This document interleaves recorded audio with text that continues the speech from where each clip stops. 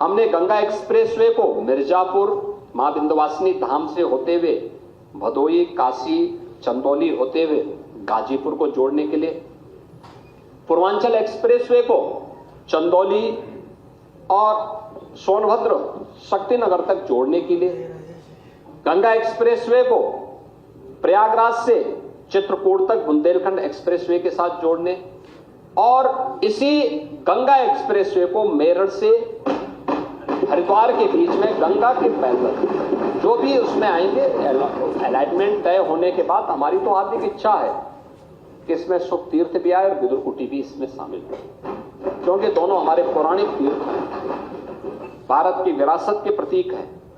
लेकिन अलाइनमेंट और एनजीटी के क्लियरेंस मिलने पर निर्भर करेगा। हमारी कनेक्टिविटी को हरिद्वार तक पहुंचाने की भी एक पूरी वो है और उसको हम लोग आगे बढ़ाने का काम कर रहे हैं। प्रयागराज में 2-2 पुल के लिए पैसे की व्यवस्था की गई है। नैनी में सिग्नेचर ब्रिज के पैरेलल और शास्त्री ब्रिज के पैरेलल मां गंगा के ऊपर भी एक ब्रिज बनाने की कार्रवाई को भी 700 करोड़ रुपए की व्यवस्था हम लोगों ने बजट में ऑलरेडी कर दी है। तो ये सभी कार्यक्रम राज्य सरकार ने इस बजट में किए हैं और इसीलिए ये कार्यक्रम हो रहे हैं। जेवर अंतर्राष्ट्रीय एयरपोर्ट का ट्रायल चल रहा है। हमारा प्रयास है इसी वर्ष हम उसको आगे बढ़ाएंगे। ये देश की नहीं दुनिया का सबसे बड़े एयरपोर्ट में से एक होगा और सरकार की बेहतरीन कानून व्यवस्था की स्थिति का परिणाम है कि 45 लाख करोड़ रुपए के एमओयू में से हम लोगों ने 15 लाख करोड़ को अब तक हम लोग जमीनी धरातल पर लागू कर चुके हैं, जिनमें से कई इकाइयां अपना प्रोडक्शन प्रारंभ कर चुकी हैं और 60 लाख से अधिक युवा इसमें नौकरी और रोजगार प्राप्त किए हैं। आपने गोरखपुर की बात की। गोरखपुर में लगभग अब तक 15,000 करोड़ रुपए से अधिक का निवेश जमीनी धरातल पर उतर चुका है। वाराणसी में हमारा एक फ्रेड विलेज ही डेवलप हो रहा है, जो लॉजिस्टिक की दृष्टि से पूरे ईस्टर्न यूपी के कार्गो को वहां से हल्दिया पूर्वी बंदरगाह तक पहुंचाने का एक बेहतरीन माध्यम बनेगा। समस्या यह है कि इनके लिए अच्छा इंफ्रास्ट्रक्चर चाहिए और कानून व्यवस्था की बेहतर स्थिति चाहिए और आप दोनों के दुश्मन हैं। आप लोग तो दोनों के दुश्मन रहे हैं। तो ये सभी कार्य, इसके अलावा प्रदेश के अंदर और भी अन्य योजनाओं के लिए गांव जोड़ो अभियान के तहत हम लोगों ने कार्य आगे बढ़ाए हैं। 33 सेक्टोरियल पॉलिसीज यहां पे निवेश लागू करने के लिए बनाए हैं। विश्वकर्मा श्रम सम्मान और ओडीयूपी योजना ने उत्तर प्रदेश को एक बीच में एक मेगा इंटीग्रेटेड टेक्सटाइल पार्क प्रधानमंत्री मित्र योजना के माध्यम से उसको लागू किया जा रहा है। लगभग 1200 एकड़ क्षेत्रफल में एक पार्क बनने जा रहा है। इसके साथ ही अन्य तमाम स्कीम यहां पे लागू की गई हैं और सरकार ने इस बजट में घोषणा की है कि 10 जनपदों में संत कबीर दास जी के नाम पे टेक्सटाइल पार्क की एक नई स्कीम, 2 जनपदों में संत रविदास जी के नाम पे लेदर पार्क की स्कीम को भी प्रदेश सरकार ने बजट में धनराशि की व्यवस्था की है। सबसे अधिक एमएसएमई रखने वाला राज्य है यूपी।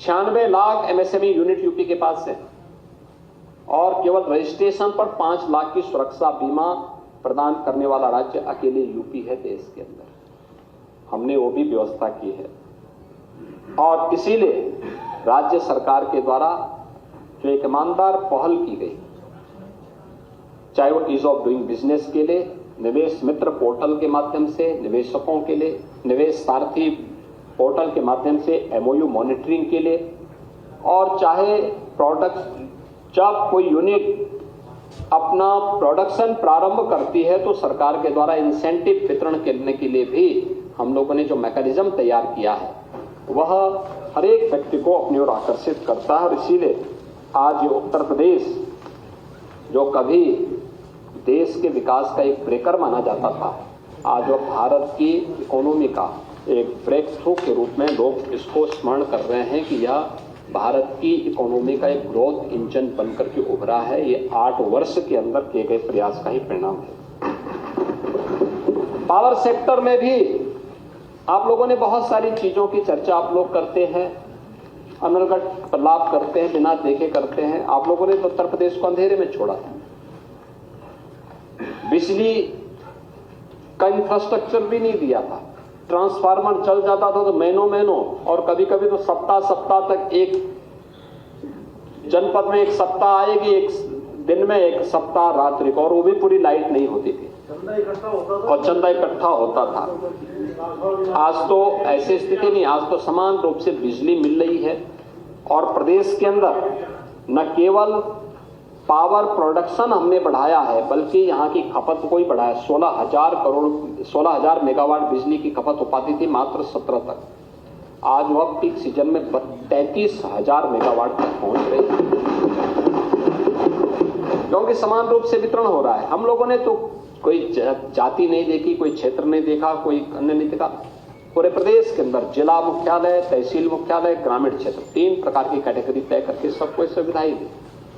ग्रीन एनर्जी बने, कार्बन उत्सर्जन को कम किया जा सके, इसके लिए भी हम लोगों ने अनेक पर्यावरण की दृष्टि से इसके लिए अनेक प्रयास प्रारंभ किए। और सरकार के द्वारा बनाए गए जो प्रयास हैं, उसमें सरकार के द्वारा जो प्रयास प्रारंभ हुए उसके अच्छे परिणाम प्रारंभ हुए हैं। और अयोध्या अब एक सोलर सिटी के रूप में डेवलप हो रही है। हमने 17 अन्य नगर निगमों को भी इसके साथ जोड़ने की कार्रवाई को आगे बढ़ाया है। प्रदेश में कृषि विकास की दर के बारे में आप कह रहे हैं, कृषि और किसान, अन्नदाता किसान हमारी प्राथमिकता का विषय है, हमारी पहचान। हमारा अन्नदाता किसान जब पसीना बहाता है तब देश का पेट भरता है। अन्नदाता किसान की मेहनत का परिणाम है कि उत्तर प्रदेश खाद्यान्न उत्पादन में देश के अंदर नंबर 1 पर है। और आज 16-17 में जो 8.6% की किसान जो विकास दर थी, कृषि विकास दर थी, आज वह लगभग 14% तक पहुंचा है। महोदय, इसके साथ ही उत्तर प्रदेश में हमारी सरकार ने आने के साथ ही जो कार्यक्रम उठाए थे, कर्ज माफी के कार्यक्रम के साथ ही प्रधानमंत्री फसल बीमा योजना, प्रधानमंत्री किसान सम्मान योजना, प्रधानमंत्री किसान सिंचाई योजना, और इसके साथ ही निःशुल्क सिंचाई की योजना। 14 लाख जो ट्यूबवेल्स की हमने बिल माफ किए थे और उनको हमेशा बिजली की बिल देने की व्यवस्था की। और इसके साथ ही एमएसपी का 1.5 गुना दाम अन्नदाता किसान को मिल सके, इसके लिए जो कार्य प्रारंभ किए गए हैं, बीज और खाद का इंतजाम, ये सभी और अन्य तमाम सुविधाएं जो अन्नदाता किसान को उपलब्ध करवाए गए हैं, आज उसका परिणाम है कि 400 लाख टन फल और सब्जी उत्पादन पर उत्तर प्रदेश नंबर 1 स्थान पर देश के अंदर है। 16-17 में जो खाद्यान्न का कुल उत्पादन उत्तर प्रदेश में होता था, वह कुल 557 लाख मीट्रिक टन होता था। आज वह बढ़कर के लगभग 667.39 लाख मीट्रिक टन तक पहुंचा है, यानी 20% आगे बढ़ा है। और जो भी हम प्रोक्योर करते हैं किसान से सीधे करते हैं, आपके समय में ऐसा नहीं होता था। 16-17 में खाद्यान्न उत्पादन पर हेक्टेयर 27.25 कुंटल था। आज 23-24 में अच्छी टेक्नोलॉजी, अच्छी बीज का परिणाम है कि 30.51% हुआ है। तिलहन उत्पादन में भी उत्तर प्रदेश ने 16-17 से 12.40 लाख मीट्रिक टन से बढ़कर के 23-24 में 128% बढ़कर के 28.31 लाख मीट्रिक टन इसके उत्पादन को पहुंचाने में हमें मदद मिली है। 2.5 करोड़ किसान प्रधानमंत्री किसान सम्मान निधि का लाभ उत्तर प्रदेश में प्राप्त कर रहे हैं। और इसके साथ ही अन्नदाता किसानों के साथ साथ गन्ना किसानों को हम लोगों ने 2017 से अब तक 2,73,000 करोड़ रुपए का गन्ना मूल्य का भुगतान भी किया है। 95 से 17 के बीच वह कुल गन्ना मूल्य से अगर इसकी तुलना करें, 22 वर्ष में जितना गन्ना मूल्य भुगतान किया था, हम लोगों ने 8 वर्ष में उसका लगभग उससे भी अधिक 60,000 करोड़ अतिरिक्त गन्ना मूल्य का भुगतान गन्ना किसानों को किया। आज 119 चीनी मिलें हमारे यहाँ क्रियाशील हैं। 3 नई चीनी मिलें हम लोगों ने स्थापित की हैं। 6 चीनी मिलों का हम लोगों ने पुनर्संचालन किया है और 30 चीनी मिलों की क्षमता का विस्तार भी करने में हमें सफलता प्राप्त की है। और 1.25 लाख नए नौकरी इसके माध्यम से सृजित करने में भी सरकार को सफलता प्राप्त हुई है। 285 नई खांडसारी इकाइयों को भी गठित करने में सरकार को सफलता प्राप्त हुई और जिसके माध्यम से लगभग 42,000 लोगों को रोजगार इसके माध्यम से प्राप्त हुआ है। और सरकार ने इस बजट में भी कुछ चीनी मिलों के एक्सपेंशन या जो बंद थे उनको पुनर्चलाने के लिए पैसे की व्यवस्था की है। इथेनॉल उत्पादन में भी आज उत्तर प्रदेश 2017 में जो कुल 42 करोड़ लीटर इथेनॉल उत्पादन होता था, आज 23-24 में बढ़कर के 177 करोड़ लीटर हो गया है और ये देश में नंबर 1 पर है। न्यूज नेशन अब व्हाट्सएप पर खबरों के ताजा अपडेट के लिए न्यूज नेशन के इस QR कोड को स्कैन करें।